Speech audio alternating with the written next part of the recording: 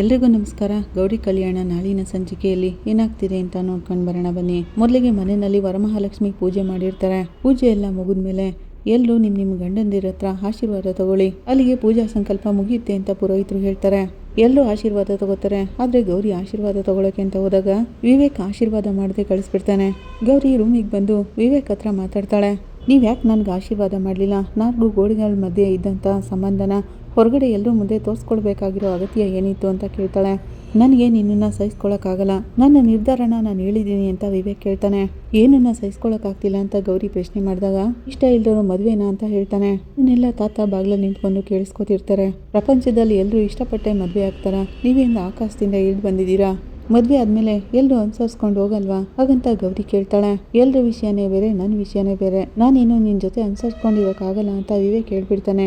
ಸರಿ, ನಿಮ್ಮ ಸಂಬಂಧಕ್ಕೆ, ಗಂಡಸು ಅನ್ನೋ ನಿಮ್ಮ ಅಹಂಕಾರಕ್ಕೆ ನನ್ನ ನಮಸ್ಕಾರ, ನಾನಿನ್ನು ಮನೆ ಬಿಟ್ಟು ಹೋಗ್ತೀನಿ ಅಂತ ಗೌರಿ ಹೇಳ್ತಾಳೆ. ತಾತ ಅದನ್ನೆಲ್ಲ ಕೇಳಿಸ್ಕೊಂಡು ಹೊರಗಡೆ ಬಂದು ಕೂಸಿದ್ ಬೀಳ್ತಾರೆ. ತಾತನ ಹಾಸ್ಪಿಟ್ಲಿಗೆ ಕರ್ಕೊಂಡೋದಾಗ ಇವ್ರಿಗೆ ಹಾರ್ಟ್ ಅಟ್ಯಾಕ್ ಆಗಿದೆ, ಇವ್ರು ಇನ್ನು 3 ತಿಂಗಳು ಬದುಕ್ಬೋದು ಅಂತ ಹೇಳ್ತಿರೋವಾಗ ವಿವೇಕ್ಗೆ ತುಂಬಾನೇ ಬೇಜಾರಾಗುತ್ತೆ. ಹೇಗಾದ್ರೂ ಮಾಡಿ ಅವ್ರನ್ನ ಬದುಕಿಸ್ಕೊಡಿ ಅಂತ ಕೇಳ್ಕೊತಾರೆ. ಇನ್ನು 3 ತಿಂಗಳು ಅವ್ರನ್ನ ತುಂಬ ಚೆನ್ನಾಗಿ ನೋಡ್ಕೊಳ್ಳಿ ಅಂತ ಹೇಳಿ ಕಳಿಸ್ತಾರೆ ಡಾಕ್ಟರ್. ಹಾಗೇನೆ ತಾತ ನನಗೇನಾಗಿದೆ, ನಾನು ಚೆನ್ನಾಗಿದ್ದೀನಲ್ವಾ ಅಂತ ಪ್ರಶ್ನೆ ಮಾಡ್ತಿರುವಾಗ ನಿಮ್ಗೇನೂ ಆಗಿಲ್ಲ ತಾತ, ನೀವು ಚೆನ್ನಾಗಿದ್ದೀರಾ, ಬನ್ನಿ ಅಂತೇಳಿ ಮನೆಗೆ ಕರ್ಕೊಂಡು ಬರ್ತಾರೆ. ತಾತ ಮನೆಗೆ ಬಂದಮೇಲೆ ನೋಡು ವಿವೇಕ್, ನಾನು ನಿನ್ಗೊಂದು ಮಾತು ಹೇಳ್ತೀನಿ, ಕೇಳ್ತೀಯ ಅಲ್ವಾ ಅಂತ ಕೇಳ್ತಾರೆ. ಹೇಳಿ ತಾತ ಅಂತಿರುವಾಗ ಗೌರಿನ ಕೈ ಬಿಡ್ಬೇಡ, ಅವಳು ತುಂಬಾನೇ ಒಳ್ಳೆ ಹುಡುಗಿ, ನಮ್ಮ ಮನೆ ಮಹಾಲಕ್ಷ್ಮಿ ಅವಳು ಅಂತ ಹೇಳ್ತಾರೆ. ನಾನು ಹೇಳ್ದಾಗ ಕೇಳ್ತೀಯ ಅಂದಮೇಲೆ ನೀನೊಂದು ಕೆಲಸನ ಇನ್ನೂ ಪೂರ್ತಿ ಮಾಡಿಲ್ಲ ಅಂತ ಹೇಳ್ತಾರೆ. ಏನ್ ತಾತ ಅಂತಿರುವಾಗ ಹೋಗಿ ಗೌರಿನ ಕರ್ಕೊಂಡು ಬಾ ಅಂತ ಹೇಳ್ತಾರೆ. ಸರಿ ಅಂತೇಳಿ ವಿವೇಕ್ ಗೌರಿನ ಕರ್ಕೊಂಡು ಬರಕ್ಕೆ ಹೋಗ್ತಾನೆ. ಆಗ ಅಲ್ಲೋಗಿ ನೋಡಿದ್ರೆ ಗೌರಿ ಮನೆ ಬಿಟ್ಟು ಹೋಗೋಕೆ ಎಲ್ಲಾನು ಪ್ಯಾಕ್ ಮಾಡ್ಕೊಂಡು ರೆಡಿ ಮಾಡ್ತಿರ್ತಾಳೆ. ಎಲ್ಲಾನು ಪ್ಯಾಕ್ ಮಾಡ್ಕೊಂಡು ಎಲ್ಲಿಗೆ ಹೋಗ್ತಿದ್ಯಾ ಅಂತ ವಿವೇಕ್ ಕೇಳ್ತಾನೆ. ಅಲ್ಲ, ನಿಮ್ಗೆ ಮತ್ತೆ ಇನ್ನೊಂದ್ಸರಿ ಹೇಳ್ಬೇಕಾ? ನಾನು ಯಾಕೆ ಇನ್ಮೇಲೆ ನಿಮಗೆ ತೊಂದರೆ ಕೊಡಲಿ, ನನ್ನ ಪಾಡಿಗೆ ನಾನು ಮನೆ ಬಿಟ್ಟು ಹೋಗ್ತಿದ್ದೀನಿ ಅಂತ ಹೇಳ್ತಾಳೆ ಗೌರಿ. ಈಗ ನೀನೇನು ಹೋಗೋದು ಬೇಡ, ಇಲ್ಲೇ ಇರು ಅಂತ ಹೇಳ್ತಾನೆ ವಿವೇಕ್. ಅಲ್ಲ, ನೀವೇನು ಅಂತ ನನಗೆ ಅರ್ಥನೇ ಆಗ್ತಿಲ್ಲ. ಒಂದು ಕಾಯಿನ್ಗೆ 2 ಮುಖ ಇರೋ ಥರ ನೀವು 2 ಥರ ಆಡ್ತಿದ್ದೀರಲ್ಲ, ನಾನು ಯಾಕೆ ಇಲ್ಲಿಂದ ಹೋಗಬಾರ್ದು, ಅದಕ್ಕೆ ಕ್ಲಾರಿಟಿ ಕೊಡಿ ಅಂತ ಕೇಳ್ತಾಳೆ ಗೌರಿ. ನಾನೀಗ ಏನು ಹೇಳೋ ಸ್ಥಿತಿನಲ್ಲಿಲ್ಲ. ಇಷ್ಟು ದಿನ ಮನೆ ಬಿಟ್ಟೋಗು ಅಂತ ಹೇಳ್ತಿದ್ರಿ, ಈಗ ಮನೆ ಬಿಟ್ಟು ಹೋಗ್ತಿರೋವಾಗ ಬೇಡ ಅಂತ ಹೇಳ್ತಿದ್ದೀರಾ. ಟೈಮ್ ಬಂದಾಗ ನಾನು ಹೇಳ್ತೀನಿ, ಆಗ ನೀನು ಮನೆ ಬಿಟ್ಟು ಹೋಗ್ಬೋದು ಅಂತಾನೆ ವಿವೇಕ್. ಗೌರಿ ಹೋಗದೆ ಇರೋ ಹಾಗೆ ವಿವೇಕ್ ತಡೀತಿದ್ರು. ನಾನು ಮನೆ ಬಿಟ್ಟು ಹೋಗದೆ ಇರೋದಕ್ಕೆ ಏನು ವಿಷಯ ಅಂತ ನನಗೆ ಹೇಳಲೇಬೇಕು. ಹಾಗಂತ ಗೌರಿ ಕೇಳ್ತಿರೋವಾಗ ಇಷ್ಟು ದಿನನೇ ಕಾದಿದೆಯಂತೆ, ಇನ್ನು 3 ತಿಂಗಳು ಕಾಯೋಕ್ಕಾಗಲ್ವಾ ಅಂತಾನೆ ವಿವೇಕ್. ಆಗ ನಿನಗೆ ಎಲ್ಲ ವಿಷಯನೂ ಗೊತ್ತಾಗುತ್ತೆ, ನಾನು ಉತ್ತರ ಕೊಡಬೇಕಾಗಿರೋ ಅಗತ್ಯನೇ ಇಲ್ಲ ಅಂತ ಗೌರಿ ಮನೆ ಬಿಟ್ಟು ಹೋಗೋನ್ನ ವಿವೇಕ್ ತಡೀತಿರ್ತಾನೆ.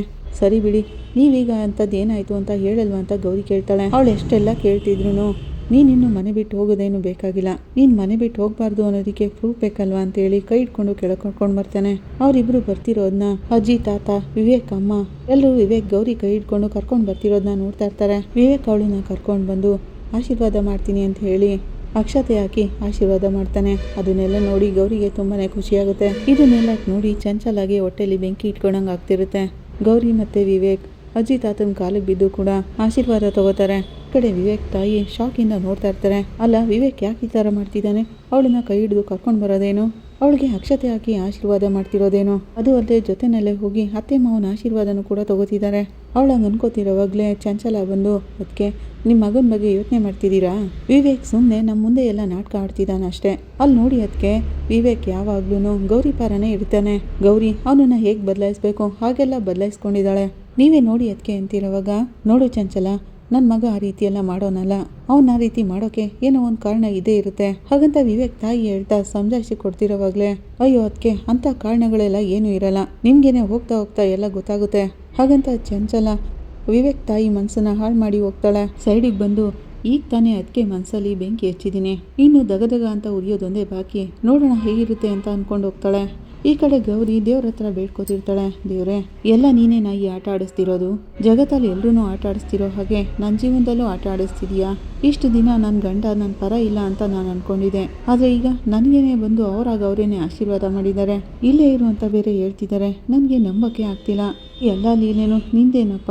ಹಾಗಂತ ಹೇಳಿ ನಮಸ್ಕಾರ ಮಾಡ್ಕೊಳ್ತಾ, ಇದು ನಿಜನ ಸುಳ್ಳು ಅಂತಾನೆ ಗೊತ್ತಾಗ್ತಿಲ್ಲ, ಹೇಗಿದೆಯೋ ಹಾಗೇನೆ, ನಮ್ಮ ಮನೆಯವರೆಲ್ಲ ನನ್ನ ಜೊತೆ ಖುಷಿಯಾಗಿದ್ರೆ ಅಷ್ಟೇ ಸಾಕು ನನಗೆ. ಹಾಗಂತ ಹೇಳಿ ದೇವ್ರಿಗೆ ಕೈ ಮುಗಿತಿರ್ತಾಳೆ. ಆದರೂ ನನಗೆ ಒಂದು ಕಡೆ ಅನುಮಾನ ಇದೆ, ಅವ್ರು ಯಾಕೆ ನನ್ನ ಜೊತೆ ಇದ್ಕಿದಂಗೆನೆ ಹೀಗೆ ಖುಷಿಯಾಗಿರೋ ಥರ ಆಡ್ತಿದ್ದಾರೆ? ಇದು ನಿಜನಾ ಅಥವಾ ನಾಟಕ ಆಡ್ತಿದ್ದಾರಾ? ನನಗೇನು ಗೊತ್ತಾಗ್ತಿಲ್ಲ ಅಪ್ಪ ದೇವ್ರೆ, ಆದ್ರೂ ನನ್ನ ಜೊತೆ ನನ್ನನ್ನು ಕಾಪಾಡೋಕ್ಕೆ ನೀನು ಇದೆಯಲ್ಲ ಅಷ್ಟೇ ಸಾಕು. ಹಾಗನ್ಕೊಂಡು ಗೌರಿ ಅವಳೇ ಸಮಾಧಾನ ಮಾಡ್ಕೋತಾಳೆ. ಈ ಕಡೆ ವಿವೇಕ್ ಕೂಡ ಏನಪ್ಪ ದೇವ್ರೆ, ನೀನ್ ಲೀಲೆನ ಈಗ ನನ್ನ ಮೇಲೆ ಪ್ರಯೋಗ ಮಾಡ್ತಿದ್ಯಾ? ಅದೇನೇ ಇದ್ರು ಗೌರಿ ಮನ್ಸಲ್ಲಿ ನನ್ನ ಮೇಲೆ ಪ್ರೀತಿ ಹುಟ್ಲೇಬಾರ್ದು. ಆಗ ನೋಡ್ಕೊಳಪ್ಪ, ಎಲ್ಲದಕ್ಕೂ ನೀನೇ ಕಾರಣ ಹಾಗಂತ ಹೇಳಿ ಬೇಡ್ಕೋತಿರ್ತಾನೆ ವಿವೇಕ್. ಈ ಕಡೆ ಗೌರಿ ಮನೆ ಮುಂದೆ ರಂಗೋಲಿ ಹಾಕ್ತಿರ್ತಾರೆ. ತಾತ ಇವ್ರನ್ನೇ ನೋಡ್ತಿದ್ದಾರೆ ಅಂತ ಗೊತ್ತಾಗುತ್ತೆ ವಿವೇಕ್ಗೆ. ವಿವೇಕ್ ನಾಟಕ ಮಾಡಕ್ ಶುರು ಮಾಡ್ತಾನೆ. ಎಷ್ಟು ಚೆನ್ನಾಗಿ ರಂಗೋಲಿ ಹಾಕ್ತಿದ್ಯಾ ಅಂತ ಹೋಗ್ಲಕ್ ಶುರು ಮಾಡ್ತಾನೆ ಗೌರಿನ. ಅದನ್ನೆಲ್ಲ ವಿವೇಕ್ ತಾಯಿನೂ ಕೂಡ ಕೇಳಿಸ್ಕೊಂಡು ಏನಿವನು ಈ ತರ ನಡ್ಕೋತಿದ್ದಾನೆಲ್ಲ ಅಂತ ಅನ್ಕೋತಿರ್ತಾರೆ. ಈ ಕಡೆ ಚಿನ್ನು ಗಾಡಿಲಿ ಹೋಗ್ತಿರೋವಾಗ ಕವಿ ಸರ್ ಹೊಸ ಗರ್ಲ್ ಫ್ರೆಂಡ್ ಇನ್ನೇನು ಆಕ್ಸಿಡೆಂಟ್ ಮಾಡೋರ್ ತರ ಇರ್ತಾಳೆ. ಚಿನ್ನು ಗಾಡಿಯಿಂದ ಇಳಿದು ಯಾಕೆ ಈ ಥರ ಮಾಡ್ತಿದ್ದೀರಾ, ನಿಮ್ಗೆ ನೋಡ್ಕೊಂಡು ಹೋಗೋಕ್ಕಾಗಲ್ವಾ ಅಂತ ಆವಾಜ್ ಆಗ್ತಾಳೆ. ಕವಿ ಅವರಿಬ್ರು ಜಗಳನ ಬಿಡಿಸಿ ಇವಳು ನನ್ನ ಫ್ರೆಂಡ್ ಅಂತ ಪರಿಚಯ ಮಾಡಿಸ್ತಾನೆ. ಹಾಗೇನೆ ನಾನು ನಿಮ್ಮನ್ನ ಒಂದ್ ಕಡೆ ಕರ್ಕೊಂಡು ಹೋಗ್ಬೇಕು, ಅದಕ್ಕೆ ಬರ್ತಿದ್ದೆ ಅಂತ ಹೇಳಿ ಚಿನ್ನನ ಬಿಟ್ಟು ಅವ್ರ ಅಭಿಮಾನಿನ ಕರ್ಕೊಂಡು ಹೊರಟೋಗ್ಬಿಡ್ತಾರೆ. ಎಲ್ಲಿಗೋದ್ರು ಈ ಕವಿ ನನ್ನನ್ನ ರಸ್ತೆ ಮಧ್ಯನೇ ಬಿಟ್ಟು ಹೋಗ್ತಾನೆ. ಇಲ್ಲಿ ಹೋಗ್ತಾನೆ, ಯಾವತ್ತಿದ್ರು ನನ್ನ ಕೈ ಸಿಗ್ಲೇಬೇಕು ಅಂತ ಚಿನ್ನು ಬೈಕೋತಿರ್ತಾಳೆ. ಈ ಕಡೆ ವಿವೇಕ್ ಆಫೀಸ್ಗೆ ಹೋಗ್ತಿರೋವಾಗ ಟಿಫಿನ್ ರೆಡಿ ಆಯ್ತಾ ಅಂತ ಕೇಳ್ತಾನೆ.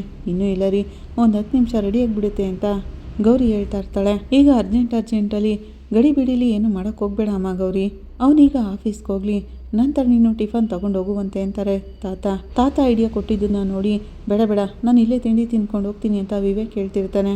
ಪರವಾಗಿಲ್ಲ, ನಿನಗೆ ಆಫೀಸ್ನಲ್ಲಿ ತುಂಬಾ ಕೆಲಸಗಳಿರ್ತವೆ, ನೀನು ಆಫೀಸ್ಗೆ ಹೋಗು, ಗೌರಿ ಆಮೇಲೆ ತಿಂಡಿ ತಗೊಂಡು ಬರ್ತಾಳೆ ಅಂತ ತಾತ ವಿವೇಕ್ನ ಆಫೀಸ್ಗೆ ಕಳಿಸ್ತಾರೆ. ಗೌರಿ ತಿಂಡಿನ ರೆಡಿ ಮಾಡ್ತಿರೋವಾಗ ತಾತ ನೋಡ್ತಿರೋದನ್ನ ವಿವೇಕ್ ಗಮನಿಸ್ತಾನೆ. ನನ್ನ ನಾಟಕನ ಮತ್ತೆ ಶುರು ಮಾಡ್ತಾನೆ.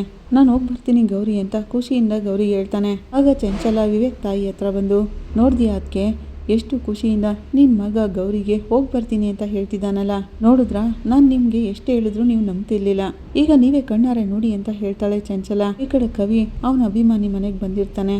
ಅವಳು ಅವ್ರ ಅಪ್ಪ ಅಮ್ಮನಿಗೆಲ್ಲ ಕವಿನ ಇಂಟ್ರೊಡ್ಯೂಸ್ ಮಾಡ್ಕೊಡ್ತಾಳೆ. ಸರಿ ನಮ್ಮ ರೂಮ್ ತೋರಿಸ್ತೀನಿ ಬನ್ನಿ ಅಂತೇಳಿ ಕವಿನ ಕರ್ಕೊಂಡು ಹೋಗ್ತಾಳೆ. ಕವಿ ಬರ್ದಿದ್ದಂತ ಪ್ರತಿಯೊಂದು ಕವಿತೆ ಲೇಖನಗಳನ್ನೆಲ್ಲಾನು ಅವಳು ಫ್ರೇಮ್ ಹಾಕ್ಸಿ ಗೋಡೆಗೆ ಹಾಕಿರ್ತಾಳೆ. ಅದನ್ನೆಲ್ಲ ಸೇಫ್ ಆಗಿ ಇಟ್ಟಿರ್ತಾಳೆ. ಅದನ್ನ ನೋಡಿ ಕವಿ, ನೀವಿಷ್ಟು ಒಳ್ಳೆ ಅಭಿಮಾನಿ ಅಂತ ನನಗೆ ಗೊತ್ತೇ ಇರಲಿಲ್ಲ, ನನಗೂ ಇಂಥ ಅಭಿಮಾನಿ ಸಿಗ್ತಾರಾ ಅಂತ ನಾನು ಅನ್ಕೊಂಡೇ ಇರಲಿಲ್ಲ ಅಂತ ಹೇಳ್ತಾ ಇರ್ತಾರೆ. ಈ ಕಡೆ ಚಂಚಲ ಮೊಬೈಲ್ ನೋಡ್ತಾ ಕೂತಿರ್ತಾಳೆ. ಎಲ್ಲಿ ನಿನ್ ಮಗ ಸೊಸೆ ಕಾಣಿಸ್ತಾ ಇಲ್ವಲ್ಲ ಹಾಗಂತ ಅಜ್ಜಿ ಕೇಳ್ತಾರೆ. ಅವರು ಒಂದು 10 days ಹೊರಗಡೆ ಎಲ್ಲಾದರೂ ಸುತ್ತಾಡ್ಕೊಂಡು ಬರ್ತೀವಿ ಅಂತ ಹೋಗಿದ್ದಾರೆ ಅಂತಾಳೆ ಚಂಚಲ. ಯಾವ ಟೈಮಲ್ಲಿ ಹೋಗಬೇಕು ಹೋಗಬಾರ್ದು ಅಂತ ಗೊತ್ತಾಗಲ್ವಾ ಅವ್ರಿಗೆ, ಮೊದಲೇನೆ ಅವಳು ಪ್ರೆಗ್ನೆಂಟ್ ಬೇರೆ, ಅವರಿಬ್ರು ಹುಡುಗಾಟ ಅನ್ಕೊಂಡಿದ್ದಾರ ಇದನ್ನೆಲ್ಲಾನು ಕೇಳ್ದೆ ಹೀಗೆ ಟ್ರಿಪ್ಗೆ ಹೋಗುವಂಥದ್ದು ಏನಾಗಿತ್ತು ಹಾಗಂತ ಅಜ್ಜಿ ಪ್ರಶ್ನೆ ಮಾಡ್ತಿರೋವಾಗ ಎಲ್ಲದಕ್ಕೂ ನನ್ನನ್ನೇ ಕೇಳ್ತಿದ್ದೀಯಲ್ಲಮ್ಮ, ಅವರಿಬ್ರು ಖುಷಿಯಾಗಿರ್ಬೇಕು, ಜೊತೆನೆಲ್ಲ ಟೈಮ್ ಸ್ಪೆಂಡ್ ಮಾಡಬೇಕು ಅಂತ ಹೊರಗಡೆ ಹೋಗಿದ್ದಾರೆ, ಮನೇಲೇನೋ ವ್ಯವಸ್ಥೆ ಸರಿ ಇಲ್ಲ, ಹನಿಮೂನ್ಗೆ ಹೋಗ್ತೀವಿ ಅಂತ ಹೇಳ್ಬಿಟ್ಟು ಹೋಗ್ತಿದ್ರು ಅಂತಾಳೆ ಚಂಚಲ. ಆ ತಕ್ಷಣ ವಿವೇಕ್ ತಾಯಿ ಹಾಗಾದ್ರೆ ಮದ್ವೆಗೆ ಮುಂಚೆ ಆಗಿದ್ದೇನು ಅಂತ ಕೇಳ್ತಾರೆ.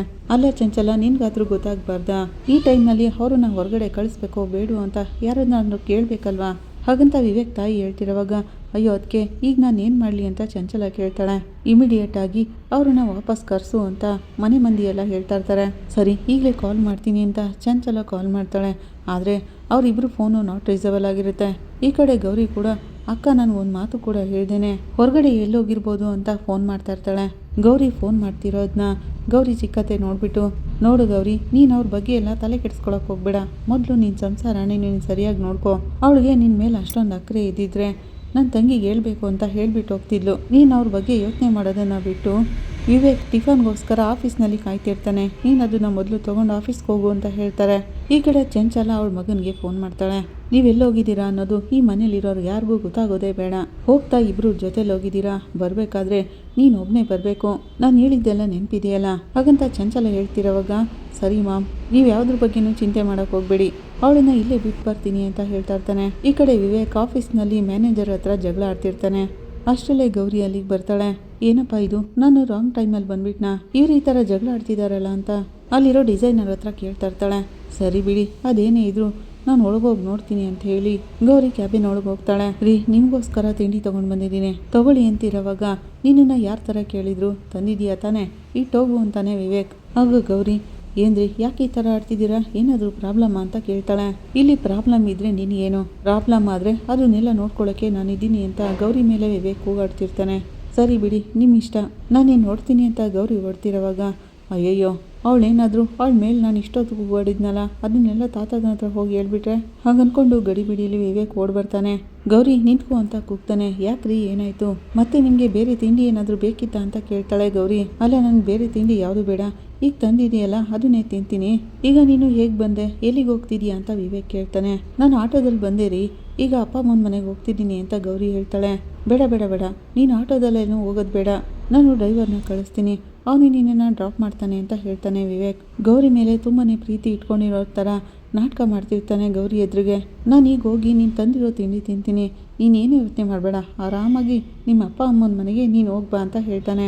ಆಗ ಗೌರಿ, ಯಾಕ್ರಿ ಏನಾಯ್ತು ರೀ ನಿಮಗೆ, ಏನು ಹುಷಾರಿಲ್ವಾ, ಯಾಕೊಂಥರ ಆಡ್ತಿದ್ದೀರಾ, ನಿಮಗೆ ಗಾಳಿ ಗೀಳಿ ಏನಾದರೂ ಸೋಕಿದೆಯಾ ಅಂತ ಕೇಳ್ತಾಳೆ. ನನಗೆ ಯಾವ ಗಾಳಿನೂ ಸೋಕಿಲ್ಲ, ಏನೂ ಇಲ್ಲ, ನೀನು ಹುಷಾರು ಹೋಗ್ಬಿಟ್ಬಾ ಹಾಗಂತ ಹೇಳಿ ಗೌರಿನ ಡ್ರೈವರ್ ಜೊತೆ ಕಳಿಸ್ತಾ ಇರ್ತಾನೆ.